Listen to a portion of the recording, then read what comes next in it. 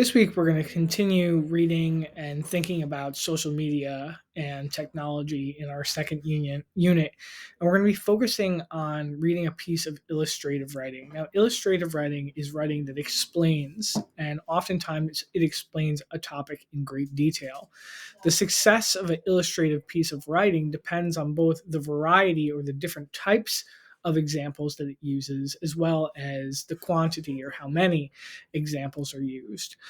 So I want to just take a few minutes to talk a little bit about one of the essays that you're assigned to read this week, The Dark Psychology of Social Networks, which is written by Jonathan Haidt and Tobias Rose Stockwell.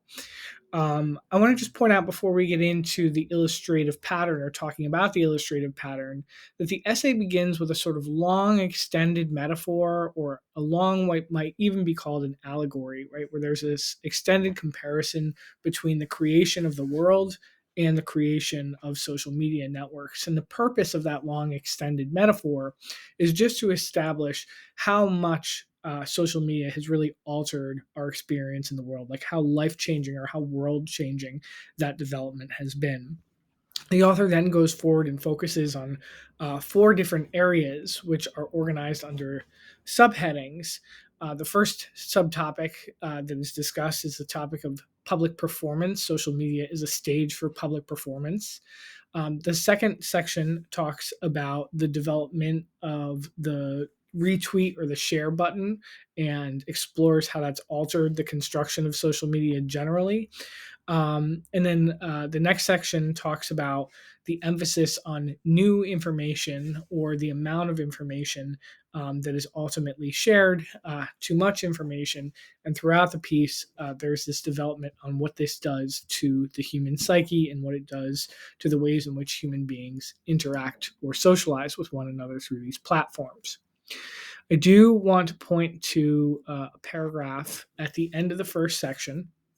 The paragraph reads, "If you constantly express anger in your private conversations, your friends will likely find you tiresome.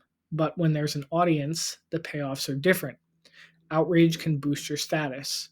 A 2017 study by William Brady and other researchers at NYU measured the reach of 500,000 tweets and found that each moral or emotional word used in a tweet increased its virality by 20% on average.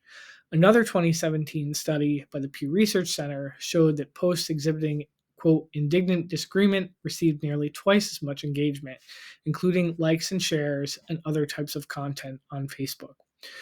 So the paragraph here is really trying to illustrate the idea that the more sensational or the more extreme someone's posts or communications are, the more likely they are to reach other users or to sort of be that content is spread. I want you to notice both the amount of examples that are used in this paragraph as well as the kinds of examples. The first example that we're given is a study from researchers at NYU. And the second example comes from the Pew Research Center. So we've talked about this in the past as being ethos, logos, or pathos. In this case, we have both ethos, which is the credibility of the two institutions. NYU is a very reputable institution, educational institution. Pew Research Center is also a very reputable research institution. So we're definitely have a little bit of ethos here. But we're also relying on logos as well, because we have the statistical information. When writing illustratively, writers want to use a blend of specific examples, specific facts, statistics, also anecdote, so personal stories or stories that are sort of common historical story, and expert testimony or expert opinion. So I'll ask that as you read through the piece this week, notice what kinds of support are being used, the variation of support, as well as the amount of support, and notice the way in that which that helps to build a successful illustrative or explanatory piece of writing.